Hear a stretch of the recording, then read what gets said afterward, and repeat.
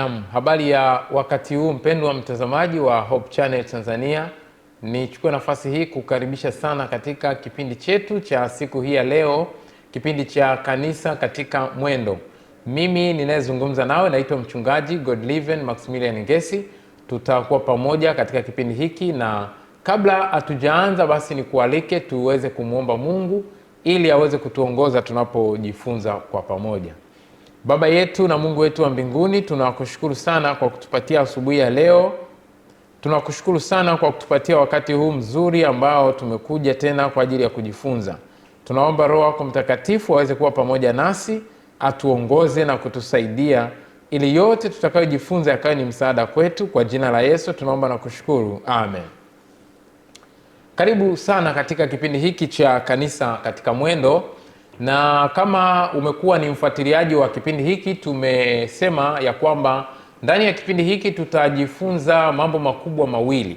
Jambo la kwanza, tutaangalia dhana ya kanisa kwa undani wake, tukijifunza juu ya muasisi wa kanisa, mjenzi wa kanisa, mkuzaji wa kanisa, nguzo za kanisa la Mungu. Lakini jambo la pili tulisema tutajifunza juu ya kanisa linalosafiri, kanisa linalotembea, kanisa lililo katika mwendo, kanisa linalokuwa, kanisa ambalo linaongezeka kutoka sehemu moja kwenda sehemu nyingine. Na ongezeko hili tulisema ni katika kipengele cha ongezeko la waumini, ongezeko la uelewa wa maarifa, lakini pia ukuaji wa kiroho wa waumini wake. Sasa tuko kwenye kipengele cha kwanza, tunaendelea kuangalia juu ya maana ya kanisa. Tuliangalia maana ya kanisa katika vipindi vilivyopita, Agano la Kale na Agano Jipya. Na sasa tunaangalia maana ya kanisa kwa ndani zaidi, kwa maana kwamba tunajifunza juu ya sitiari mbalimbali ambazo zimefunuliwa katika Biblia zinazoonyesha juu ya maana ya kanisa la Mungu. Leo tunaangalia sitiari nyingine ambayo inazungumzia mwili wa Kristo. Mwili wa Kristo. Biblia inatumia sitiari hii kuonyesha juu ya kanisa la Mungu. Kanisa la Mungu limefananishwa na mwili.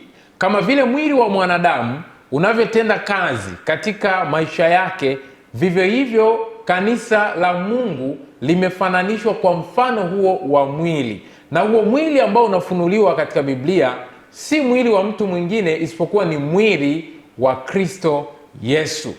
Sasa leo ndio tutakuwa mada yetu hiyo ambayo tunaangazia juu ya mwili wa Kristo. Na kwa kwanza, hebu tuanze na fungu hili, Waefeso sura ile ya kwanza mstari wa 22 mpaka 23. Waefeso sura ya kwanza mstari wa 22 mpaka 23. Biblia inasema hivi: akavitia vitu vyote chini ya miguu yake, akamuweka awe kichwa juu ya vitu vyote kwa ajili ya kanisa, ambalo ndiyo mwili wake, ukamilifu wake, anayekamilika kwa vyote katika vyote. Twende tena fungu lingine katika Waefeso sura ya pili na mstari ule wa 16. Neno la Bwana linasema hivi: akawapatanisha wote wawili na Mungu katika mwili mmoja kwa njia ya msalaba, akiisha kuufisha huo uadui kwa huo msalaba. Sasa haya mafungu yanatuonyesha ya kwamba kanisa la Mungu ni mwili wa Kristo. Kuna maneno mawili hapa naomba uyazingatie, na kama ambavyo tumekuwa tukisema hapa ya kwamba tunapojifunza habari ya kanisa, kanisa haliwezi kutenganishwa na Mungu. Huwezi ukatenganisha kanisa na Mungu, maana Mungu ndiye muasisi, Mungu ndiye mjenzi, Mungu ndiye mkuzaji. Sasa hapa tunaona Baba anafunuliwa mahali fulani katika maneno mawili, akavitia vitu vyote chini ya miguu yake. Ni nani huyo aliyevitia?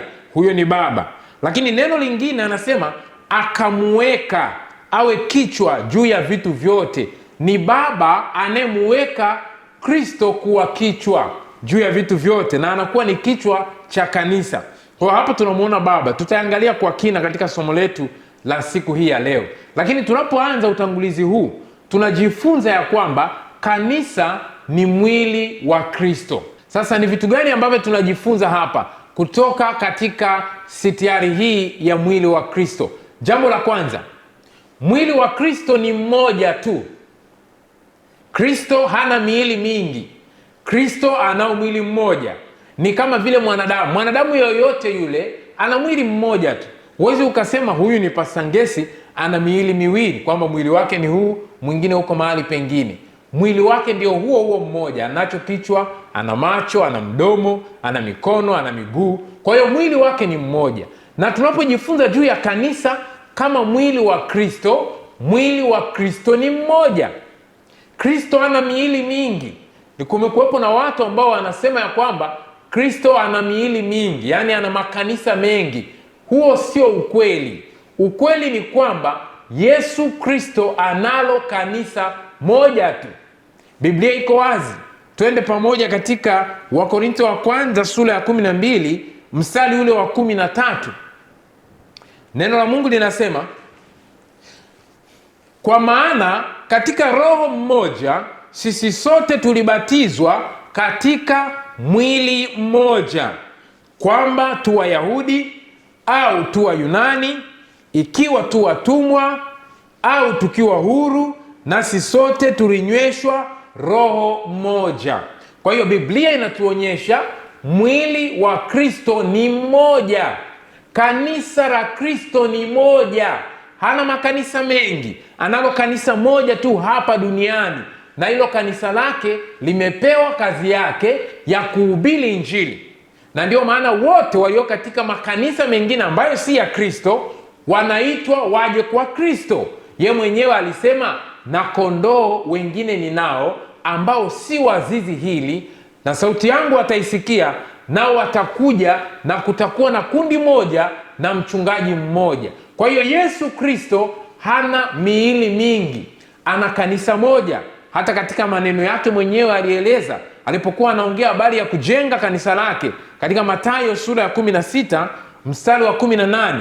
Sikia maneno ya Yesu. Yesu anasema, na juu ya mwamba huu nitalijenga kanisa langu. Zingatia hilo neno, kanisa langu. Hajasema makanisa yangu, anasema kanisa langu, kwa sababu kanisa la Kristo ni moja. Hana makanisa mengi. Mtume Paulo anaeleza vizuri katika Waefeso sura ya 5 mstari ule wa 25. Anasema, enyi waume wapendeni wake zenu kama Kristo naye alivyolipenda kanisa. Haijasema kama Kristo naye alivyoyapenda makanisa. Kama Kristo naye alivyolipenda kanisa. Kwa nini? Yesu Kristo analo kanisa moja. Ni changamoto ambayo tunapewa wewe mtazamaji na mimi ambaye ninazungumza hapa, kulitambua kanisa la Kristo ni lipi, limefunuliwa vipi. Na Yesu hawezi kuwa na makanisa mengi. Yesu ana kanisa moja kama ambavyo Biblia imetufunulia. Kwa hiyo mwili wa Kristo, kanisa la Kristo ni kanisa moja. Hilo ni jambo la kwanza ambalo tunajifunza kutoka katika sitiari hii ya mwili wa Kristo. Jambo la pili, katika sitiari hii ya mwili wa Kristo, Yesu Kristo anafunuliwa kama kichwa cha kanisa. Maana yake ni nini? Maandiko yanatuweka bayana. Hebu tuangalie katika kitabu kile cha Waefeso sura ya 5 mstari wa 23. Waefeso 5:23, neno la Mungu linasema, kwa maana mume ni kichwa cha mkewe, kama Kristo naye ni kichwa cha kanisa, naye ni mwokozi wa mwili. Kwa hiyo Biblia inatuambia hivi, tunapojifunza juu ya mwili wa Kristo kama kanisa la Kristo, inatufunulia ya kwamba Yesu Kristo ndiye kichwa cha kanisa. Na nini maana yake sasa Yesu anapofunuliwa kuwa kichwa cha kanisa? Mambo manne ya msingi unayopaswa uyafahamu. Jambo la kwanza, Yesu anapofunuliwa kama kichwa cha kanisa, yeye ndiye kiongozi mkuu wa kanisa. Unajua, katika mwili wa mwanadamu kichwa ndio kinachoongoza kila kitu, maana katika kichwa hapa kuna macho. Kwa hiyo ili huu mwili uweze kwenda mahali fulani, lazima uone, na macho yako kichwani. Lazima uzungumze ili kuweza kuwa na mawasiliano. Lazima nisikilize, maana hapa kuna masikio. Lakini kikubwa zaidi ya yote, kuna ubongo hapa, ubongo unaofanya kazi unaniambia sasa ni wakati wa kwenda kulala, sasa ni wakati wa kukaa, sasa ni wakati wa kutembea kuelekea mahali fulani. Kwa hiyo kama vile mwili unavyotenda kazi, kichwa ndio kinaongoza vitu vyote. Uliwahi kusikia msemo wanasema kama kichwa ni kibovu, mwili wote utakuwa mbovu. Kichwa kikiwa ni kizima, mwili wote utakuwa mzima. Kwa hiyo Yesu anapofunuliwa kama kichwa, maana yake yeye ndiye kiongozi wa kanisa. Na ndio maana katika Mathayo sura 23 mstari wa 10 alisema, wala msimuite mtu yeyote kiongozi duniani, maana kiongozi ni mmoja tu, naye ni Kristo Yesu. Kwa hiyo yeye ndiye kiongozi wa kanisa lake. Ndiyo maana anafunuliwa ya kwamba yeye ni kichwa. Jambo la pili, Yesu anapofunuliwa ya kwamba yeye ni kichwa, anafunuliwa kwamba yeye ndiye chanzo cha hekima. Na maandiko yanatuambia hivi, Yesu sio tu anayo hekima, lakini Yesu Kristo ndiyo hekima. Yaani hekima yote inafunuliwa ni chanzo chake ni Kristo Yesu. Ndio maana ndio maana Mtume Paulo anaandika katika Wakorinto, anasema ya kwamba Yesu Kristo ndiyo hekima itokayo kwa Mungu. Maana yake ni kwamba yeye anapokuwa kichwa cha kanisa, yeye ndiye chanzo cha hekima.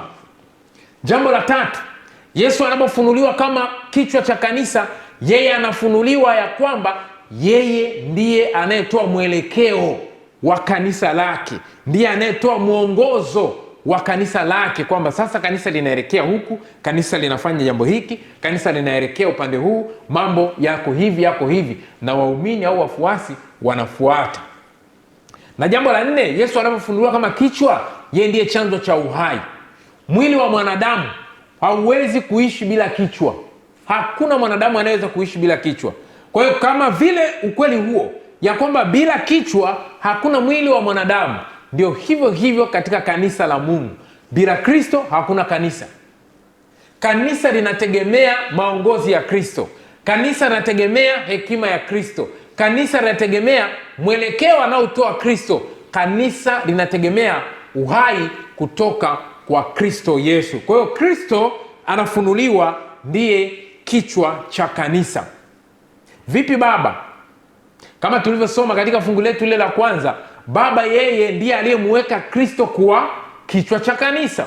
Kwa maana kwamba yeye ndiye chanzo cha mambo yote. Yeye ndiye anayeanzisha. Maana Biblia inatufunulia, kwa maana jinsi hii Mungu aliupenda ulimwengu hata akamtoa mwanaye wa pekee, ili kila mtu amwaminie asipotee, bali awe na uzima wa milele. Hiyo ni Yohana 3 mstari wa 16. Kwa hiyo Baba yeye ndiye chanzo, ndiye anayemfanya Kristo kuwa kichwa cha kanisa. Yeye ndiye anayeanzisha ule mpango wa wokovu ambao unafunuliwa kwa kina kwa njia ya Kristo Yesu, ambaye lazima aje aweze kuwa ni kiongozi katika kanisa la Mungu. Huo ukweli unaelezwa pia katika Waefeso sura ya 1 na mstari ule wa 22, anasema akavitia vitu vyote chini ya miguu yake. Huyo ni Baba. Akamweka awe kichwa juu ya vitu vyote kwa ajili ya kanisa, ambalo ndiyo mwili wake. Kwa hiyo Baba yeye ndiye chanzo. Yeye ndiye anayemweka Kristo kuwa Mwokozi. Yeye ndiye anayemtuma mwana wake kuwa Mwokozi, na anamtuma mwana wake kuja kuzaliwa duniani kuwaokoa wanadamu. Yesu anapokuja kuwaokoa wanadamu hapa duniani, aliletwa na Roho Mtakatifu. Yaani ule mpango wa wokovu ulitimilika kwa njia ya Roho Mtakatifu kuufanya kuwa kitu halisi. Maana Biblia inatuambia Yesu alitungiwa mimba kwa uwezo wa Roho Mtakatifu. Sasa hapa tunapata Roho Mtakatifu yeye analo jukumu gani katika kanisa la Mungu, na hasa inapofunuliwa kwa maana ya mwili wa Kristo. Roho Mtakatifu ndiye anayeupatia uhai mwili wa Kristo.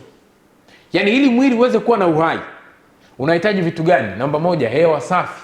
Unahitaji chakula, unahitaji lishe, unahitaji mazoezi na vitu kama hivyo. Roho Mtakatifu katika mwili wa Kristo, yeye anafunuliwa ndiye mtendaji katika mwili wa Kristo, kwa maana kwamba yeye ndiye anayeupatia uhai. Yaani kwa lugha rahisi, kanisa bila Roho Mtakatifu haliwezi kuwa hai. Kanisa linakuwa hai likiwa na Roho Mtakatifu. Kanisa linakuwa hai likiwa na kiongozi ambaye ni Kristo Yesu. Kwa hiyo nafsi hizi zote mbili zinatenda kazi kwa karibu kabisa katika kanisa la Mungu. Maandiko yanasema hivi, Roho Mtakatifu anavyopatia uhai mwili wa Kristo, anaunda mwili huu wa Kristo, lakini pia ndiye anayewaunganisha waumini katika mwili wa Kristo. Anawaunganisha vipi? Sikiliza, katika Wakorinto wa kwanza sura ya 12 mstari wa 13, neno la Mungu linasema,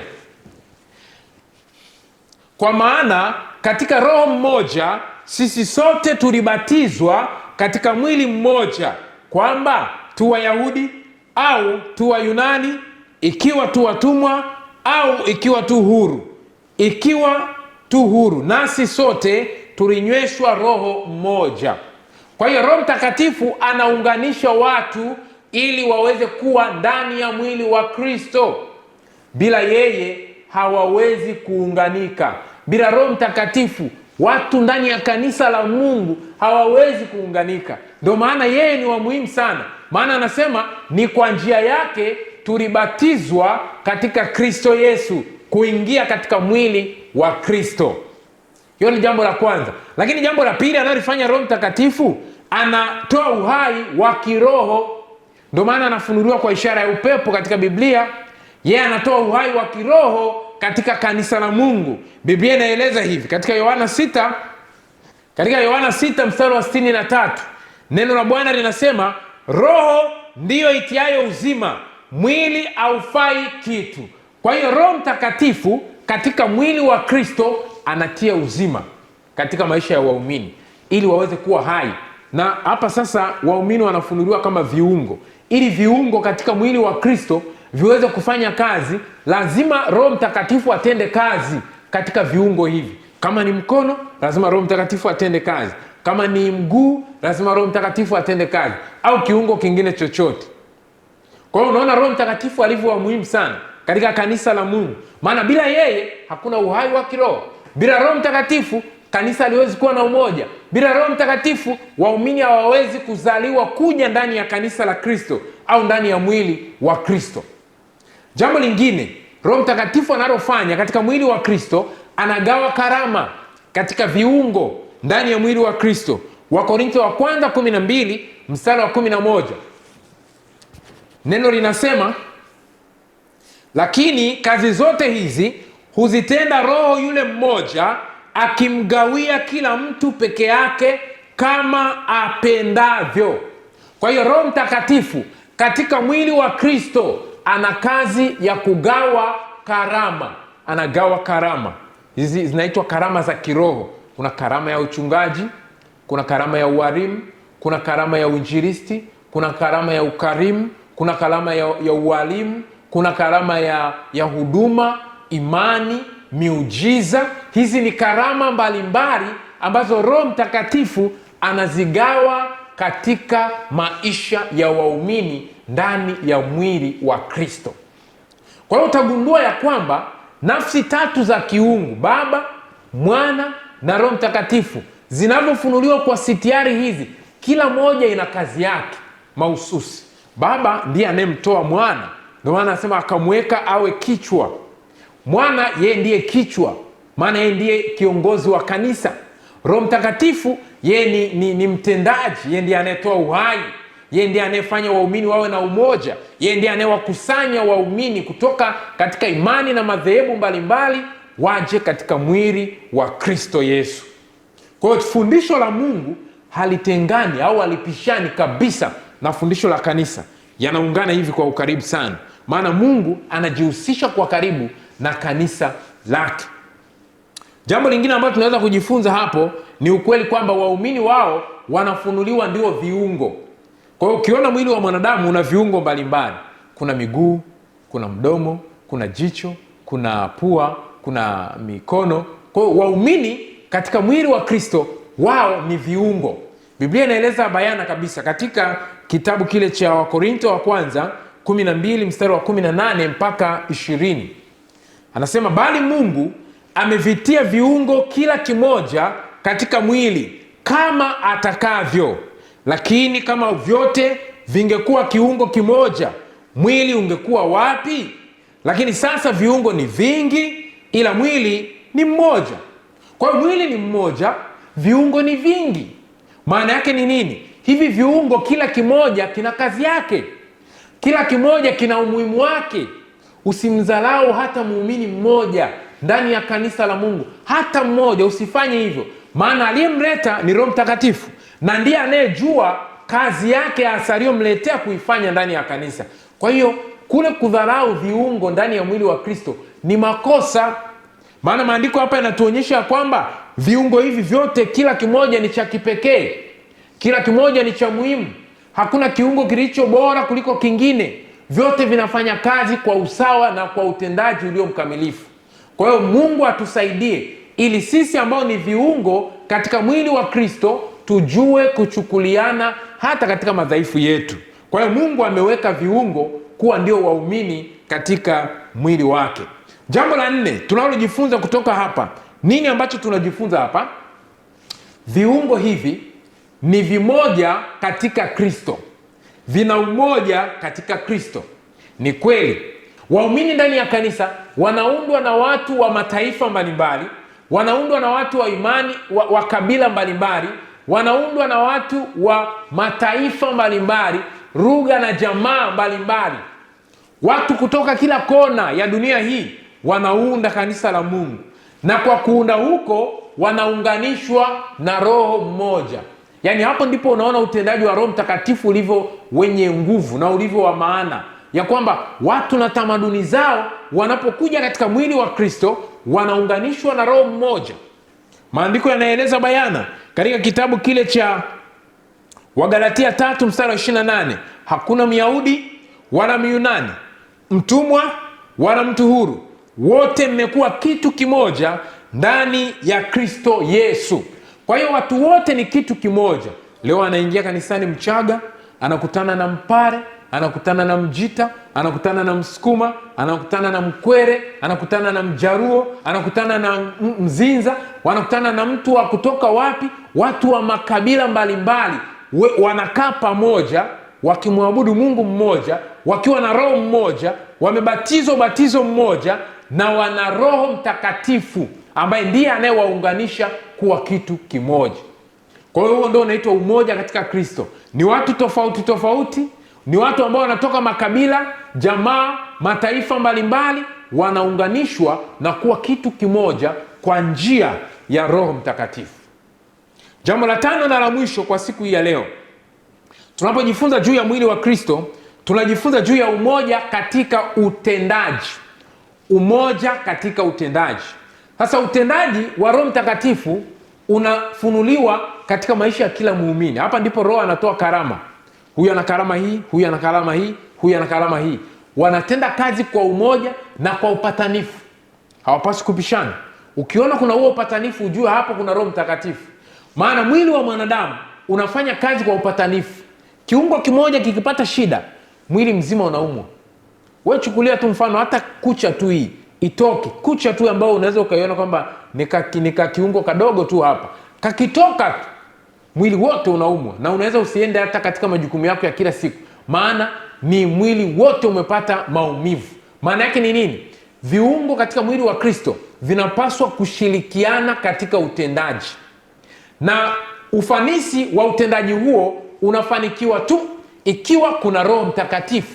Maandiko yanasema hivi katika Wakorinto wa kwanza 12 mstari wa 15 hadi 17, halafu nitaruka 21 hadi 23. Anasema, mguu ukisema ya kuwa mimi si mkono, mimi si wa mwili, je, si wa mwili kwa sababu hiyo?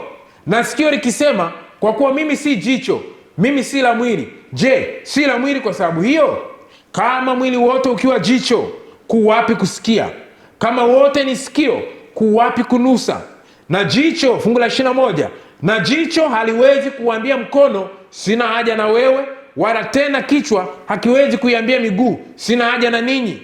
Bali zaidi sana vile viungo vya mwili vidhaniwavyo kuwa havina heshima, viungo vile vyavipa heshima zaidi, na viungo vyetu visivyo na uzuri vina uzuri zaidi sana.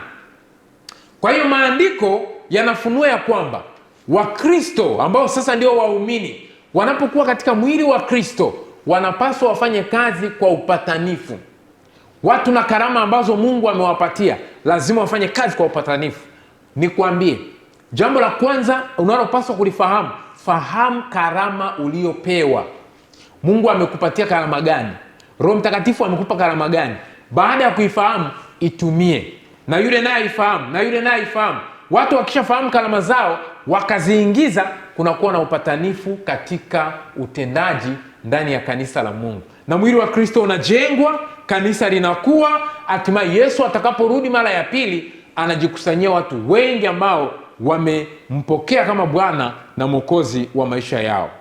Leo tumekuwa tukiangalia sitiari hii inayoongelea mwili wa Kristo na jinsi ambavyo maandiko yanafunua kwa habari ya mwili wa Kristo.